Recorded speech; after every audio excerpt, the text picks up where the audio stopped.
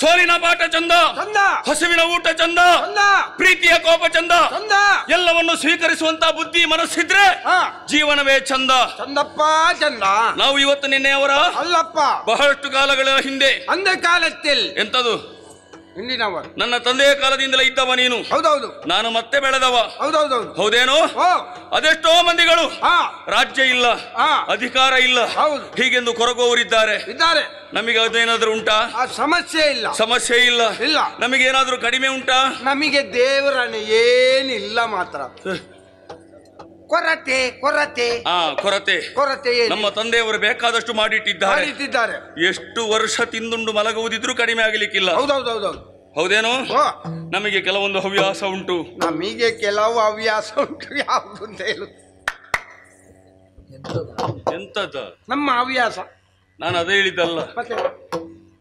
ಕಾಡಿಗೆ ಹೋಗಿ ಬೇಟೆಯನ್ನು ಆಡುವುದು, ಕ್ರೂರ ಮೃಗಗಳನ್ನು ಕೊಲ್ಲುವುದು, ಮಾಂಸವನ್ನು ತಿನ್ನುವುದು, ರಕ್ತವನ್ನು ಕುಡಿಯುವುದು, ಇದು ನಮ್ಮ ಹವ್ಯಾಸ ಅಲ್ವಾ? ದಿನನಿತ್ಯವೂ ಬೇಟೆ ಆಡದಿದ್ರೆ ನಮಗೆ ನಿದ್ದೆ ಬರುವುದಿಲ್ಲ. ಆದ ಕಾರಣ ನಿನ್ನನ್ನು ಕರೀಲಿಕ್ಕೆ ಕಾರಣ ಅದುವೇ. ಆದಷ್ಟು ಬೇಗನೆ ಬೇಟೆಗೆ ಹೋಗುವ ಬಾ. ಮಂದ ಬೆಳಕಿನಲ್ಲಿ ಕುಡಿದು ಮಂದ ಬೆಳಕು, ಮಂದ ಬೆಳಕಿನಲ್ಲಿ ಕುಡಿದು ಹಂದಿಯನ್ನು ಕೊಂದು ತಿಂದು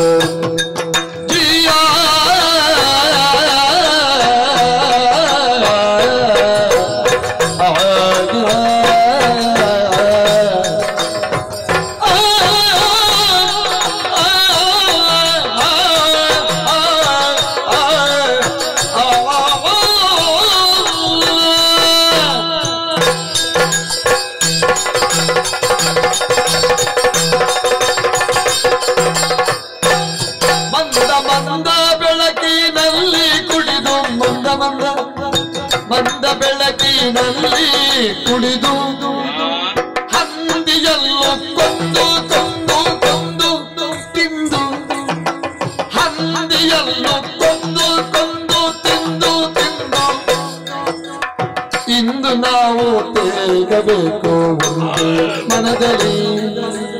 ಇಂದು ನಾವು ತೇಗಬೇಕು ಒಂದ ಮನದಲ್ಲಿ, ಜೀವ ಒಂದ ಮನದಲ್ಲಿ.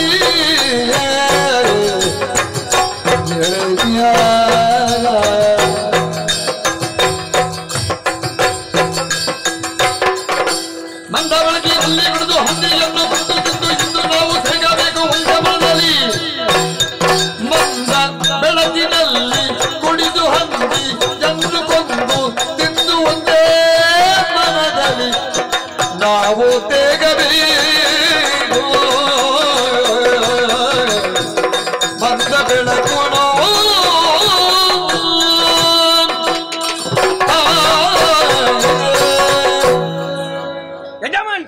ಏನು?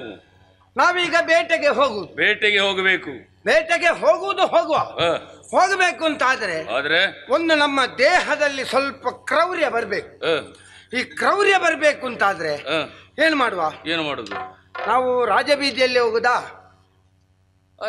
ನಾವು ರಾಜಬೀದಿಯಲ್ಲೇ ಹೋಗುವವರಲ್ವಾ? ರಾಜಬೀದಿಯಲ್ಲಿ ಹೋಗಬಾರ್ದು. ಯಾಕೆ ಹೋಗಬಾರದು? ರಾಜಬೀದಿಯಲ್ಲಿ ಹೋದರೆ ನಿಮ್ಮನ್ನು ನೋಡಿದವರು ಭಜನೆ ಮಾಡುವುದಕ್ಕೆ ಪ್ರಾರಂಭಿಸ್ತಾರೆ. ನಾನು ಹಾಗೆ ಕಾಣ್ತೇನಾ? ಅಲ್ಲ, ಮತ್ತೆ ಹೇಳ್ತಾರೆ ಎಲ್ಲರೂ. ಹೇಗೆ? ರಾಜಬೀದಿಯೊಳಗಿಂದ ಜಗದಾಭಿ ಬಂದ ರಾಜಬೀದಿ ಒಳಗಿಂದ ñಕ್ ñೈ. ಅದು ಯಾರು ಹೇಳುದು ಹಾಗೆ? ಎಲ್ಲವರು. ಯಾಕೆ ಹೇಳುದು? ಯಾಕೆ ಹೇಳೋದು? ಯಾಕೆ? ನೀವು ಜಗದಾದಿ ದೇವಾಗಿದ್ದೀರಿ ಎನ್ನುವ ಕಾರಣಕ್ಕೆ. ಓ, ನನ್ನಲ್ಲಿ ದೇವರನ್ನು ಕಾಣುತ್ತಾರೆ. ಹೌದೌದು, ಬಹಳ ಒಳ್ಳೇದು. ಈಗ ನಿಮ್ಮದು ಎಲ್ಲ ಮನೆಯಲ್ಲಿ ಭಾವಚಿತ್ರ. ಹೌದಾ? ಹಾಗಿದ್ರೆ ನಾವೇನಾದ್ರು ಹಾಕಿ ನಿಮಗೆ ಪೂಜೆ, ಹೌದು, ಪುರಸ್ಕಾರ ಎಲ್ಲ ಉಂಟು. ಇದು ಬೇರೇನು ಭಾವಿಸಿರ್ಲಿಕ್ಕೆ ಇಲ್ಲ ಆಯ್ತಲ್ಲ. ಹಾಗಾಗಿ ನಾವು ರಾಜಬೀದಿಯಲ್ಲಿ ಹೋಗ್ಲಿಕ್ಕೆ ಆಗುದಿಲ್ಲ, ನಾವು ಓಣಿಯಲ್ಲಿ ಹೋಗುವ. ಅಲ್ಲ, ರಾಜಬೀದಿಯನ್ನು ಬಿಟ್ಟು ಓಣಿಯಲ್ಲಿ ಯಾಕೆ ಹೋಗುದು? ಓಣಿಯಲ್ಲಿ ಹೋಗುವ. ಯಾಕೆ? ಓಣಿಯಲ್ಲಿ ನೇರವಾಗಿ ಹೋಗುವಾಗ ಅಲ್ಲಿ ಮದ್ಯದ ಅಂಗಡಿ ಉಂಟು. ಎಷ್ಟು ಸಲ ಹೇಳಿದ್ದೇನೆ, ಏನು? ನಾವು ತಿರುಗಾಡುವಂತಹ ಜಾಗದಲ್ಲಿ ಎಲ್ಲಿಯೂ ಕೂಡ ಮಧ್ಯದಲ್ಲಿ ಅಂಗಡಿ ಇರಕೂಡದು. ಬರುವವರಿಗೆ ಹೋಗುವವರಿಗೆ ಕಷ್ಟ ಆಗುತ್ತದೆ. ಮಧ್ಯದಲ್ಲಿ ಅಂಗಡಿ ಎಲ್ಲ ಮಾರದೆ, ಮತ್ತೆ ಅದು ಅಂಗಡಿಯೇ ಮಧ್ಯದ್ದು. ಅಮಲು ಅದು ಯಾಕೆ? ಅದು ಉಂಟು. ಅಲ್ಲಿ ನಾನು ಮೊದಲೇ ಹೇಳಿ ಇಟ್ಟಿದ್ದೇನೆ, ನಾನು ಮತ್ತೆ ನಮ್ಮ ಶೋಣಿತಾಪುರದ ದೊರೆಗಳು ಇಬ್ರು ಬರ್ತೇವೆ ಅಂತ. ಹಾಗಾಗಿ ಮಂದ ಬೆಳಕು ಹಾಕಿಸಿದ್ದೇನೆ. ಒಂದು ಮಾತ್ರ ಮಂದ ಬೆಳಕು, ಅದು ನಮ್ಮ ಮುಖ ಸರಿ ಸ್ಪಷ್ಟವಾಗಿ ಕಾಣಬಾರ್ದು. ಯಾಕೆ? ಕಂಡ್ರೆ ಎಲ್ಲಾದ್ರೂ ನಾಳೆ ಹೇಳಿದ್ರೆ ಅವರು ಶೋಣಿತಾಪುರದವರು ಇಲ್ಲಿ ಕುಡಿತಾ ಇದ್ರು ಅಂತ ಹಾಗಾಗಬಾರ್ದು. ಅದಕ್ಕೆ ಮಂದ ಬೆಳಕು. ಮತ್ತೆ ನಮಗೆ ಸ್ವಲ್ಪ ತೆಗೊಂಡ ಮೇಲೆ ಕಣ್ಣು ಬಿಡುವಾಗಲೂ ಬೆಳಕು ಹೆಚ್ಚು ಹೊಡೆದ್ರೆ ನೀವು ನನಗೆ ಕಣ್ಣು ದೊಡ್ಡದು ಮಾಡಿದ ಹಾಗೆ ಆಗುದು, ನಾನು ನಿಮಗೆ ಕಣ್ಣು ದೊಡ್ಡದು ಮಾಡಿದ ಹಾಗೆ ಆಗುದು, ನಮ್ಮೊಳಗೆ ವಾಗ್ವಾದ ಆಗುವುದು. ಸುಮ್ಮನೆ ನೀವು ಆ ಕತ್ತಿಯನ್ನು ತೆಗೆದು ñಕ್ ಅಂತ ನನಗೆ ಇಟ್ರೆ ನಾನು ಹೋಯ್ತು. ಅದಾಗ್ಲಿಕ್ಕಿಲ್ಲ. ಹಾಗಿದ್ರೆ ಅದು ಬೇಡವಾ? ಬೇಡ, ಬೇಕು. ನಾನು ಹೇಳಿ ಆಗಿದೆ, ಈಗ ಬೆಳಕು ಹಾಕಿದ್ದಾರೆ ಅವರು. ಹೌದಪ್ಪ, ಇನ್ನು ಬೇಡ ಅಂತ ಹೇಳಿದ್ರೆ ಎಂತ ಮಾಡುದು? ಸರಿ ಆಯ್ತಾ, ನೀನು ಹೋಗು. ನಾನಲ್ಲ, ನೀವು ಬರ್ಬೇಕು. ನೀವು ಬರದಿದ್ರೆ ಆಗುದೇ ಇಲ್ಲ. ಈಗ ನನ್ನನ್ನೊಂದು ನೀವು ಬೇಕೆ. ಸರಿ ಆಯ್ತಾ. ಆಮೇಲೆ ಮಂದ ಬೆಳಕು. ಮಂದ ಬೆಳಕಿನಲ್ಲಿ ನಾನು ಎರಡೇ ಆಸನ ನಮಗಿಬ್ಬರಿಗೆ ಅಲ್ಲಿ ತಂದಿರಿಸ್ತಾರೆ. ಆದ್ರೆ ನಮ್ಮ ಪಾತ್ರೆಯನ್ನು ತಂದಿರಿಸ್ತಾರೆ. ತಂದಿರಿಸಿದ್ದನ್ನು ನಾನು ನಿಮ್ಮ ಪಾತ್ರೆಗೆ ಹಾಕ್ತೇನೆ. ನಿಮಗೆ ಒಂದು ಇಷ್ಟು, ನನಗೆ ಒಂದು ಇಷ್ಟು. ಅದು ನಿನಗೇನು ಹೆಚ್ಚು? ನಾನು ಅನುಭವಿ ಮಾಡಿದೆ ಆ ವಿಭಾಗದಲ್ಲಿ, ನನಗೆ ಅನುಭವ ಉಂಟು ಸ್ವಾಮಿ. ನನ್ನ ಅಪ್ಪ ದುರ್ಜಯ ಮತ್ತೆ ನನ್ನೊಂದು ಹಿರಿ ಸ್ಥಾನಕ್ಕೆ ಬೆಲೆ ಇಲ್ವಾ? ಹಿರಿತನ ಅದೇ ಬೆಲೆ ಇಲ್ವಾ? ನಾನು ಯಾವಾಗದಿಂದ ಪ್ರಾರಂಭಿಸಿದ್ದೇನೆ. ಆಯ್ತಪ್ಪ, ನೀನೇ ದೊಡ್ಡವಾದ್ರಲ್ಲಿ. ಮತ್ತೆ ಆಯ್ತಾ, ನಿಮಗೆ ಒಂದು ಇಷ್ಟು, ನನಗೆ ಒಂದು ಇಷ್ಟು. ನಿಮಗೆ ಪಾನೀಯ ಬೇಕಾ? ತಂಪು ಪಾನೀಯ, ಅದಕ್ಕೆ ಅದನ್ನು ಸ್ವಲ್ಪ. ಮಂಜುಗಡ್ಡೆ ತುಂಡು ಬೇಕಾ? ಅದು ಯಾಕೆ? ಕೆಲವರು ಅದಕ್ಕೆ ಹಾಕಿ ಕದಡಿಸಿ ಕುಡಿತಾರೆ. ಹೌದಾ? ನನಗೆ ಆಗುದಿಲ್ಲ, ಸ್ವರ ಹೋಗ್ತದಲ್ಲ. ನಾಳೆ ಮಾತಾಡ್ಲಿಕ್ಕೆ ಆಗದಿದ್ರೆ ಯಾರಲ್ಲಿ ಹೇಳುವುದು? ನೀನು ದೊಡ್ಡ ಭಾಷಣಕಾರ ಅಲ್ವಾ? ಹೌದೌದು. ಸರಿ ಆಯ್ತು, ನಿಮಗೆ ಮಂಜುಗಡ್ಡೆ ಹಾಕುವ. ಹಾಕಿ ನನ್ನ ಪಾತ್ರೆಯನ್ನು ನಿಮ್ಮ ಪಾತ್ರೆಯನ್ನು ಒಂದಕ್ಕೊಂದು ತಾಗಿಸಿಕೊಳ್ಳುವ. ಈಗ ಒಡೆದಾಗ್ಲಿಕ್ಕೆ ಮಾಡುದ? ಅದು ಮತ್ತೆ ತಾಗಿಸಿದ್ರೆ ಹೊಡೆಯುವುದಿಲ್ಲ. ಹಾಗೆ ಅಷ್ಟು ಜೋರಾಗಿ ತಾಗಿಸ್ಲಿಕ್ಕಿಲ್ಲ, ಶಬ್ದ ಬರುವ ಹಾಗೆ ಮಾತ್ರ.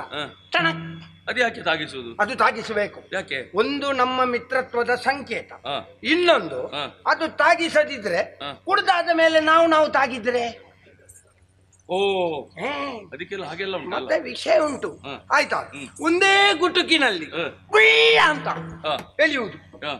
ಇಲ್ಲಿ ಹೃದಯಕ್ಕೆ ಬಂದು ಮುಟ್ಟಬೇಕದು. ಇಲ್ಲಿ ಹೃದಯ ಅದು ಉಂಟ? ಇಲ್ಲ, ಎಂತದೇ ಇಲ್ಲ. ಹೋದದ್ದು ಕರುಳು ಮಾರ್ಯಾರ, ಹೃದಯ ಉಂಟು. ಯಾರು ಹೇಳಿದ್ದು? ಅದು ಕೂಡ ಪೂರ್ತಿ ಹೋಗ್ಲಿಲ್ಲಂತೆ, ನನ್ನಲ್ಲಿ ಹೇಳಿದ್ದಾರೆ. ಅದು ಕೇತರಿಸ್ತದೆ ಅಂತ ಹೇಳಿದ್ದಾರೆ. ಆಯ್ತಾ? ಪುಣ್ಯ ಅದು ಹೌದೌದು. ಆಯ್ತಾ? ಹೃದಯಕ್ಕೆ ಮುಟ್ಟಬೇಕು.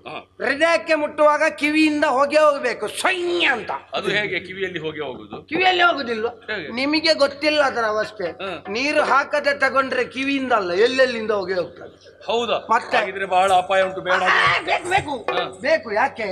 ನನಗೆ ಈ ಕಾಡು ಪ್ರಾಣಿಗಳನ್ನು ಕಂಡ್ರೆ ಒಂದು ಗೌರವ. ಹೌದು. ಯಾಕೆ ಆ ಗೌರವ? ನನಗೆ ರಕ್ತಪಾತ, ಅದು ಪ್ರಾಣಿಗಳು ನನ್ನ ರಕ್ತ ಸಂಬಂಧಿ ಅಲ್ವಾ? ಹೇಗೆ? ಅದು ನೋಡುವಾಗಲೇ ಗೊತ್ತಾಯ್ತು ನನಗೆ. ನನಗೆ ಒಂದು ಸಂದರ್ಭದಲ್ಲಿ ರಕ್ತ ಇರ್ಲಿಲ್ಲ, ಆಗ ರಕ್ತ ಕೊಟ್ಟಿದ್ದಾವೆ ಪ್ರಾಣಿಗಳು ಕೂಡ. ಓಹೋ, ಈ ರಕ್ತ ಸಂಬಂಧ ಅಂತ ಹೇಳಿದ್ರೆ ಹಾಗೆ ಗೊತ್ತು. ಪ್ರಾಣಿಗಳಲ್ಲಿಯೂ ನಿನ್ನ ಮೇಲೆ ಒಂದು ದಯೆ ಕರುಣೆ. ಹಾಗಾಗಿ ಆ ಕ್ರೌರ್ಯ ಬರುವುದಕ್ಕೆ ಅದನ್ನು ತಗೊಂಡು ಮತ್ತೆ ನಾವು ಕಾಡಿಗೆ ಹೋಗುವ. ನಾನು ಸ್ವಲ್ಪ ಉಪ್ಪಿನಕಾಯಿ ನಕ್ಕಿ ಬರುದು, ನಿಮಗೆ ಬೇಕಾದ ಮಾಂಸಾಹಾರದ ಖಾದ್ಯ ಎಲ್ಲ ಕೊಡುವ. ಅದೆಲ್ಲ ಆಗಿ ಬಂದ ಮೇಲೆ ನಾವು ಕಾಡಿಗೆ ಹೋಗಲೇಬೇಕು. ಕಾಡಿನಲ್ಲಿ ಒಂದು ಸೊಪ್ಪು ಸಿಗುತ್ತದೆ ಅಂತ. ಕಾಡಿನಲ್ಲಿ ಸೊಪ್ಪಲ್ಲದೆ ಮತ್ತೆಂತದ? ಅಲ್ಲ, ತಲೆಗೂದಲು ತುಂಬಾ ಹೋಗಿದೆ. ಯಾರ ತಲೆಗೂದಲ ಬಗ್ಗೆ ಮಾತಾಡುದು? ಅದು ನಾವು ಒಳಗೆ ಹೋಗಿ ಎಲ್ಲ ಬಿಚ್ಚಿದ ಮೇಲೆ ನೋಡುವ. ಅಲ್ಲಿ ಇಲ್ಲಿ ಹೋಗಿದೆ. ಅದಕ್ಕೆ ನನ್ನ ಪಕ್ಕದ ಮನೆಯ ಒಂದು ಹೆಂಗಸು ಹೇಳಿದ್ದಾರೆ, ಅದನ್ನು ಜಜ್ಜಿ ಹಚ್ಚಿದ್ರೆ ಕೂದಲು ದಪ್ಪ ಬರ್ತದೆ. ನೋಡು, ನೀನು ಮೊದಲು ಹಚ್ಚಿಕೋ, ಆಮೇಲೆ ಬಂದ್ರೆ ನಿಮಗೂ ಬೇಕಾ ಅದು ನೋಡುವ. ಈಗ ನಾವು ಕಾಡಿಗೆ ಬೇಟೆಗೆ ಹೋಗೋಣ. ಹೌದೌದು.